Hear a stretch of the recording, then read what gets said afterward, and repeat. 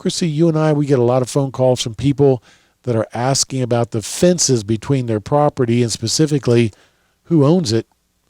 And really, there's a very simple legal answer to that question. It is this: it is shown by the survey. So no matter who erected that fence, if there is a survey done and it shows that the fence is on your property, that fence belongs to you. Yes. We had a client recently, as a matter of fact, just this week, where there was a survey done and the survey was incorrect. That's the thing, because sometimes we'll have a client come to us and say, Tom, I put up this fence. My neighbor had a survey done, said that my fence is sitting on my neighbor's property. Right. What do I do now? I say, well, step number one is get your own survey, because surveyors can make mistakes. Correct. And find out if that fence is really sitting on your neighbor's property or on your property. Now, it may not be a mistake necessarily, but remember, when surveyors are doing surveys, sometimes they start from different starting points. Right.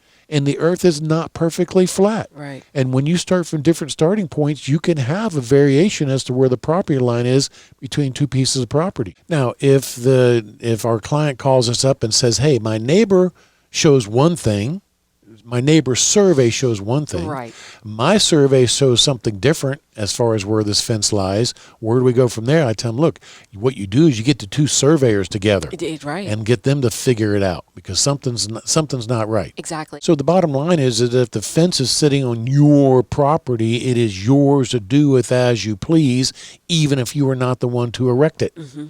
So if it's on your property and you want to tear it down, well, you have every right to do so, even if your neighbor was the one to put it up. Now, the other thing that comes up is that when you are going to put up a fence and you call a fencing company, they're going to ask you for a survey.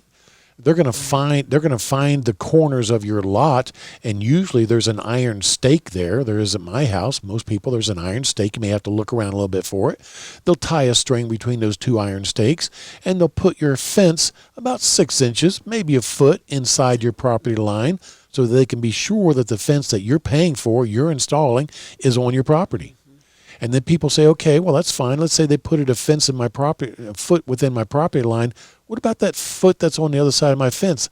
If my neighbor mows it, my neighbor puts a flower garden there, my neighbor takes care of it, is that going to become my neighbor's property? No. The answer is no. Mm-hmm. So it's always going to be your property, even if your neighbor mows it or puts a flower garden on it, it's still your 1 foot.